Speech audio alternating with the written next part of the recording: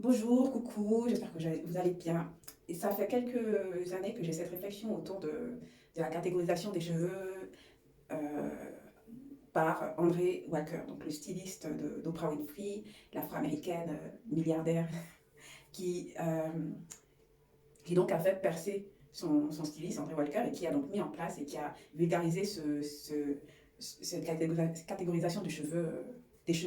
Donc du type 1, donc lisse, 2, ondulé, 3, bouclé, au type 4, qui est plutôt le nôtre, qui est plus mousseux, boucle serrée, petite boucle et tout.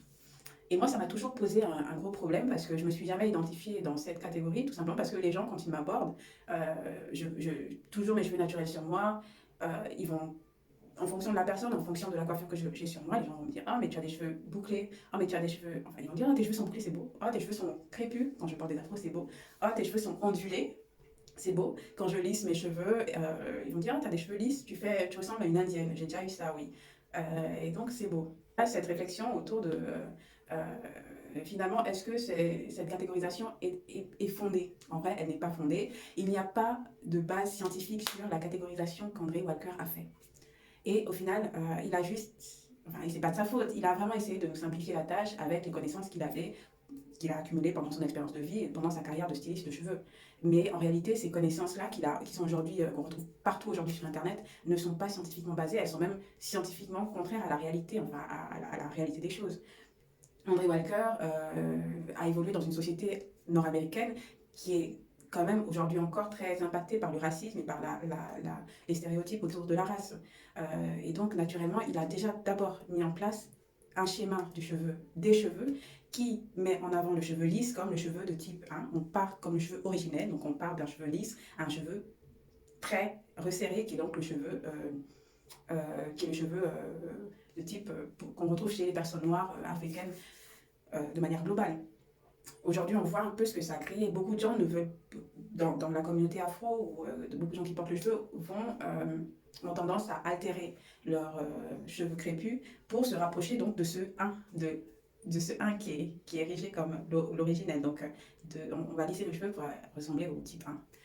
D'autres aussi vont plutôt essayer de se retrouver au milieu, donc d'être plutôt sur du 3A, du bouclé et tout. On voit de plus en plus de gel pour boucler, de plus en plus de soins pour avoir des cheveux bien définis et tout. C'est pas non plus mauvais, mais c'est un peu problématique quand les gens le font pour ne pas être dans le 4 en fait, pour ne pas être étiqueté de 4, mais pour dire moi je suis le type, je suis dans le 3. En réalité, ces catégories n'existent pas.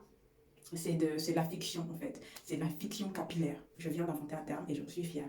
Pourquoi c'est de la fiction? Parce que, à la base, si on reprend l'histoire de l'humanité et l'origine des peuples, il y a ce qu'on appelle l'Afrique. Il y a ce qu'on appelle le berceau de l'humanité et il y a ce que donc on appelle l'origine de la vie et de l'être humain.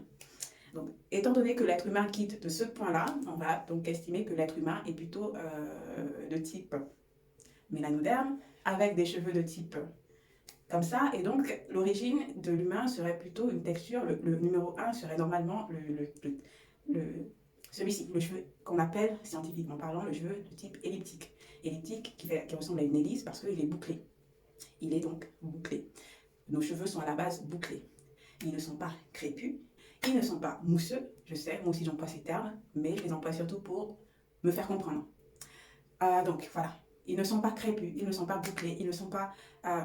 ils sont bouclés, ils ne sont pas crépus, ils ne sont pas mousseux, ils ne sont pas afro, ils ne sont pas 4C ou 4D comme je vois aujourd'hui, ils ne sont pas durs, ils ne sont pas secs, ils ne sont pas... Enfin, ils peuvent être secs comme tous les cheveux peuvent être secs, mais ils ne sont pas... C'est pas un état de fait, c'est un état de conséquence. Quand ils sont secs, c'est parce qu'on ne prend pas soin, c'est pas parce qu'on est et qu'on est noir et que donc comme on est noir, nos cheveux sont secs, durs, moches et crépus. C'est pas du tout ça.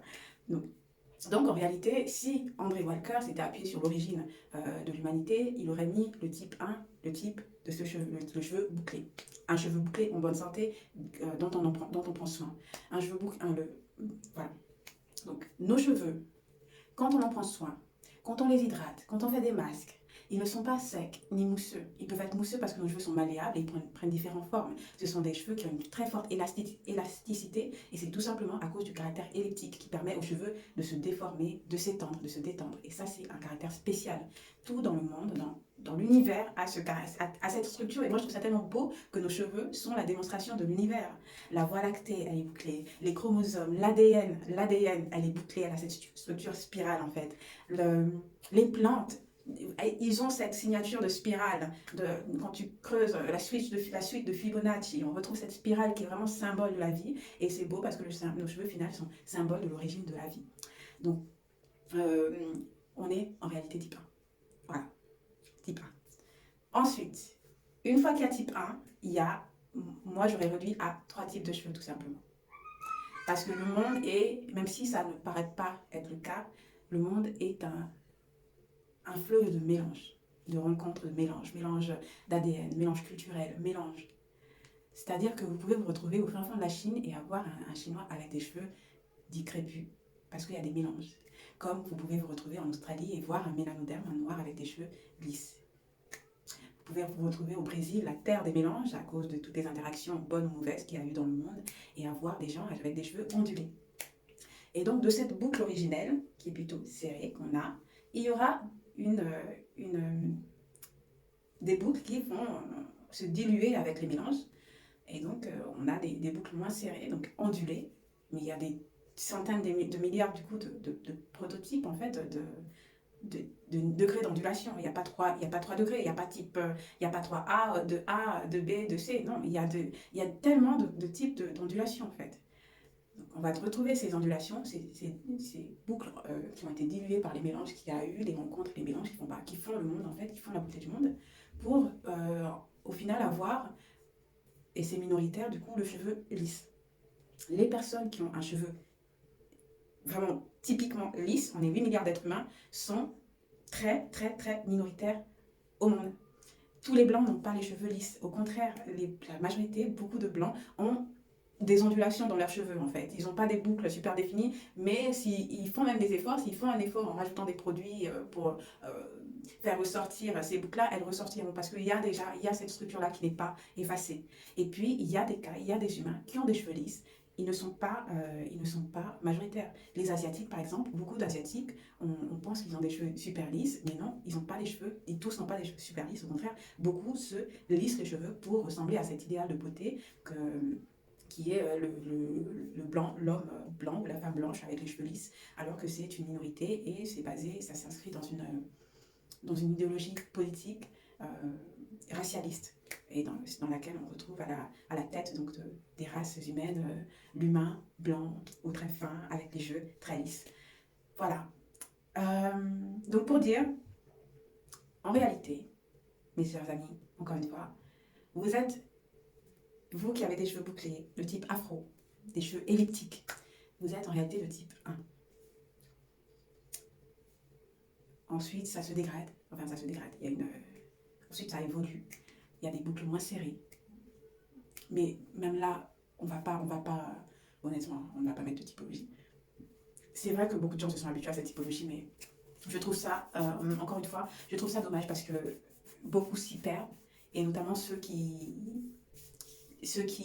beaucoup de noirs s'y perdent dedans parce que nos cheveux sont tellement particuliers, et aussi parce qu'on a perdu le soin, on ne prend plus autant soin de nos cheveux comme avant, on a perdu cette faculté, on a perdu ces connaissances, ces techniques de soins. C'est vrai qu'il y a une rééducation qui est en cours, mais on les a perdues, et ça fait que pour beaucoup, il y a cette volonté de se détacher de cette idée que, ouais, on est quatre. Voilà, je fais aussi cette vidéo pour dire qu'on n'est pas là-bas, puisque l'origine de la vie est ici. Donc en gros, le cheveu qu'on a, c'est le cheveu originel. Et après, il y a eu des mélanges, et ensuite, voilà. Et le cheveu qu'on met en place aujourd'hui, il est très minoritaire. C'est vrai qu'on veut tous avoir souvent ce type de cheveux, parce que voilà, c'est beau, on a érigé ce titre de beauté sur lui, beauté suprême, je veux dire. Mais ça ne devrait pas être le cas, et c'est vraiment dommage que ce soit le cas, donc, de toute façon. Voilà.